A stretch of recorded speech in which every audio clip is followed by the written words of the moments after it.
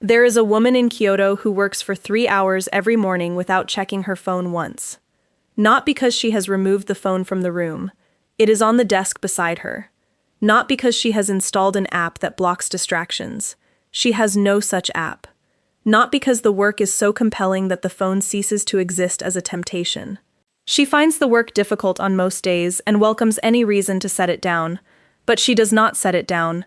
She works for 3 hours, produces something substantial, and arrives at the end of the session with the specific quality of satisfaction that comes from having done something that required everything she had to give. And somewhere else right now, someone is trying to focus. They have closed the social media tabs. They have put their phone face down on the desk.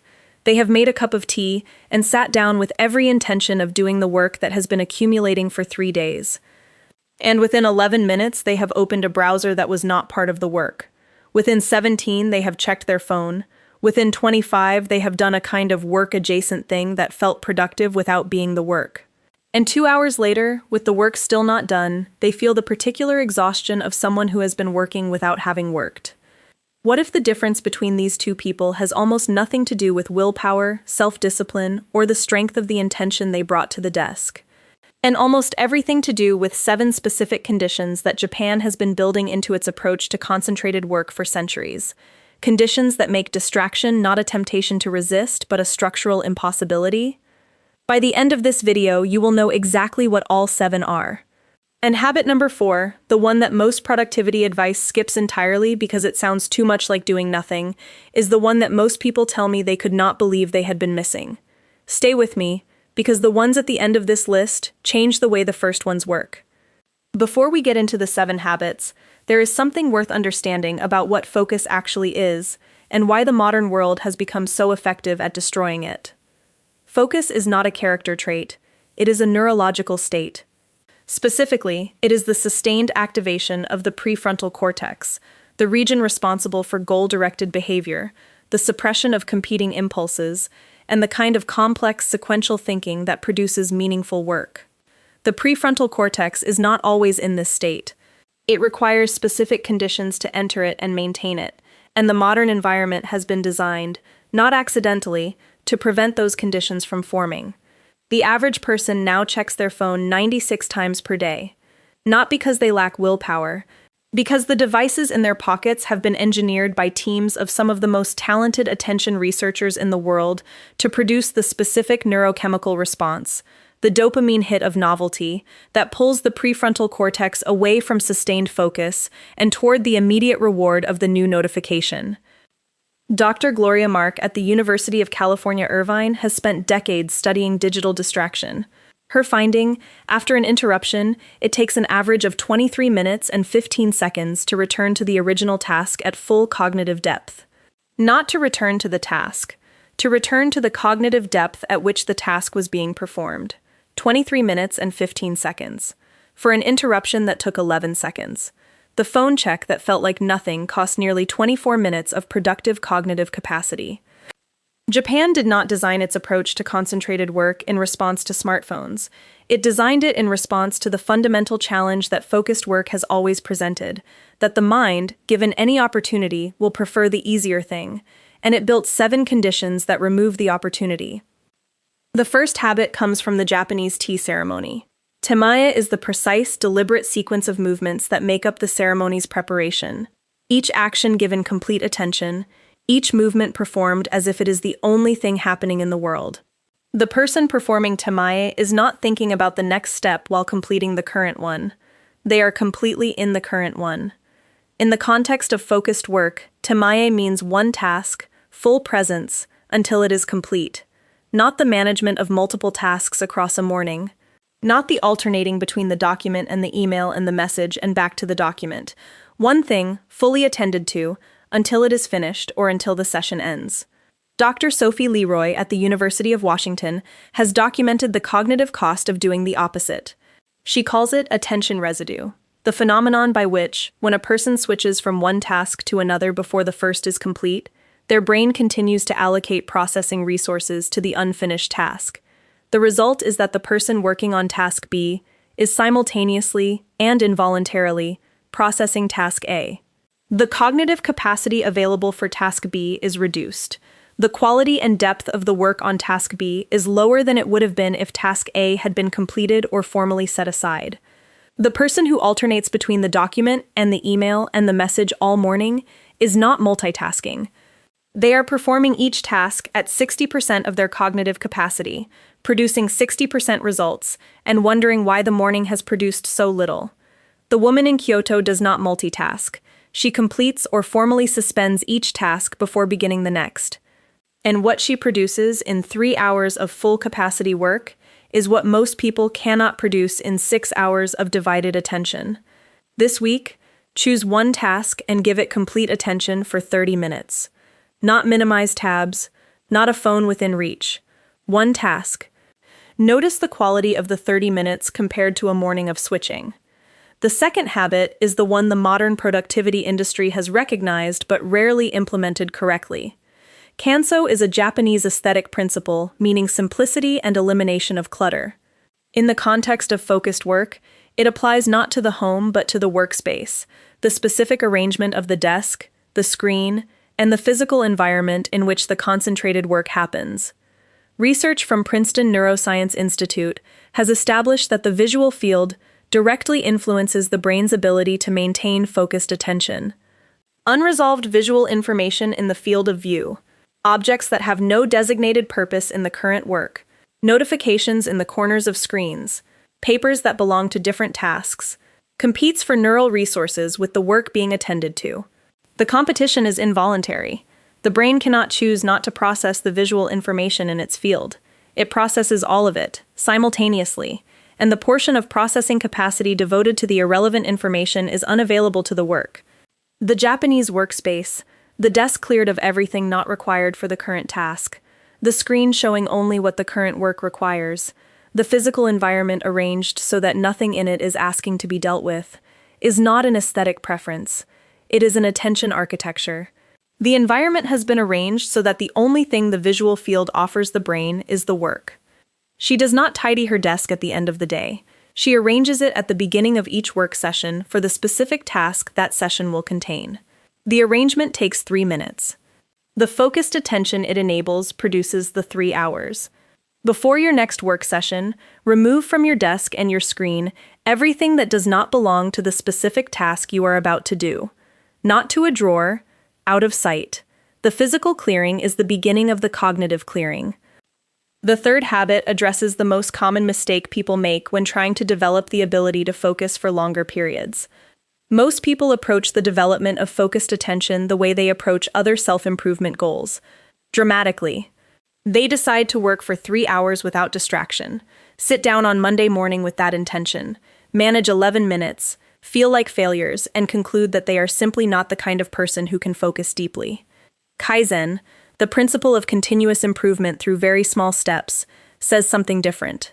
Attention is not a fixed capacity, it is a trainable one, and the way to train it is not to attempt the full capacity immediately, but to build it incrementally, one small extension at a time.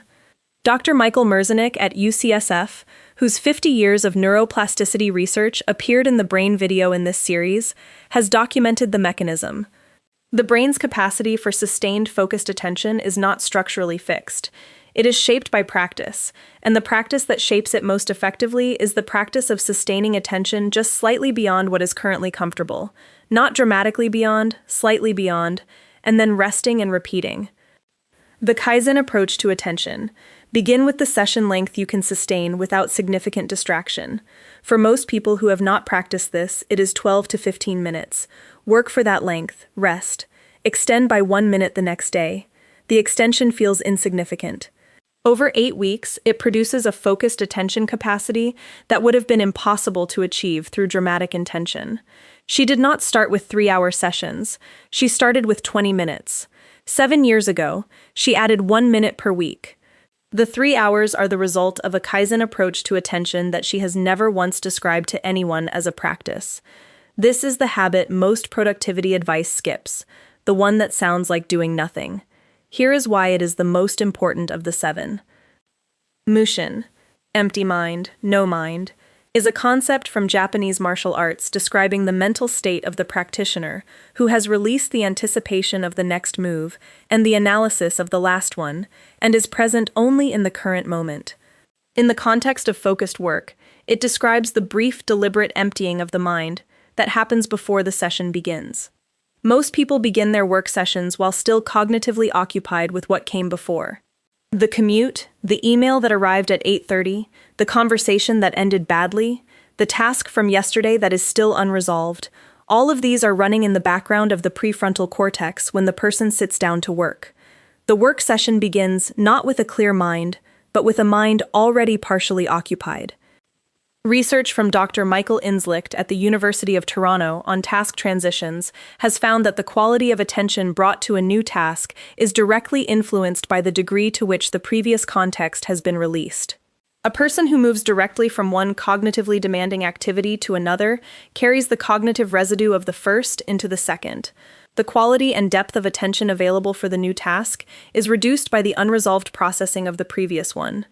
Mushin, applied to work, is a deliberate transition ritual lasting 2 to 5 minutes. It takes a specific form. The person sits at the desk before beginning. They do not check the phone. They do not review what needs to be done. They sit, quietly, for 2 to 5 minutes, with no task. The mind, given this space, processes and releases the cognitive residue of whatever came before. By the time the work begins, the prefrontal cortex is available for the work, rather than still occupied by everything else. She sits at her desk for 3 minutes before beginning every session. She does not check anything during those 3 minutes. She does not review her plan. She simply sits. And then she begins. The 3 minutes are not preparation. They are the clearing that allows real preparation to be replaced by real work. Tonight, before beginning the next thing that requires focus, sit for 2 minutes doing nothing. Then begin. Notice the quality of the beginning. The fifth habit addresses the specific mechanism by which the intention to focus fails even when the environment is right and the mind is clear. Ichinen is a Japanese concept meaning a single concentrated thought or intention, the full commitment of the heart and mind to one thing. In the context of focused work, it means making a specific, concrete commitment before the session begins. Not, I will work on the project, but I will complete the first section of the report, stopping at the end of the introduction, before doing anything else. Research on goal shielding, the mechanism by which committed goals resist interference from competing goals, has been documented extensively by Dr. Peter Gollwitzer at New York University. His findings: when a person makes a specific implementation intention, when situation X occurs, I will perform behavior Y, the goal becomes significantly more resistant to distraction and competing impulses than when the goal is stated as a general intention. The specificity of the commitment does the shielding work that willpower is usually asked to do. The general intention, I will focus today, is not a commitment, it is a wish.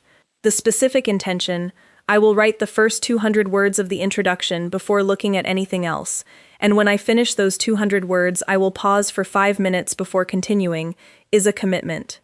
It is specific enough that the brain knows exactly what success looks like, exactly when the task is complete, and exactly what happens next. The specificity removes the ambiguity that allows distraction to enter. In Japan, the practice of beginning specific tasks with a specific, clearly defined endpoint, the specific task, the specific completion point, the specific next action, reflects a cultural relationship with commitment that treats vagueness as the enemy of follow-through. She does not sit down to work on the novel.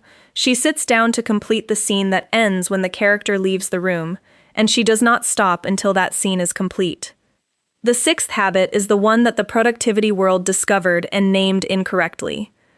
The deliberate pause, the intentional gap, applies to the work session in a way that has been partially documented by productivity research, but consistently misunderstood in its implementation. The research is this. The Draugiem Group study of highly productive workers found that the most productive pattern was approximately 52 minutes of focused work, followed by 17 minutes of genuine rest. Not rest spent checking the phone. Genuine rest. The kind that allows the prefrontal cortex to release the sustained activation of focused work and return to the lower level state from which the next session of focused activation can be launched effectively. The misunderstanding is what the 17 minutes means. Most people, when they take a break from focused work, fill the break with stimulation, social media, news, conversation, videos. This stimulation does not allow the prefrontal cortex to genuinely rest. It transfers the cognitive activation from the work to the stimulation, and the break ends with the brain in the same state of activation it was in when the break began. The next session of focused work begins not from a rested baseline but from an activated one. Ma says, the break must be genuinely empty of demand, not restful stimulation, the absence of demand, a walk where the mind wanders, a cup of tea made and drunk without anything else happening. The window looked out of for 10 minutes without the phone. The deliberate emptiness that allows the prefrontal cortex to genuinely discharge its activation load before the next session begins. She works for 50 minutes. She rests for 15 minutes without a screen. The rest is as deliberate as the work. Not a reward, a condition. The seventh habit is the one that ties all 6 of the others together and produces the specific quality of the work that 3 hours of full presence generates.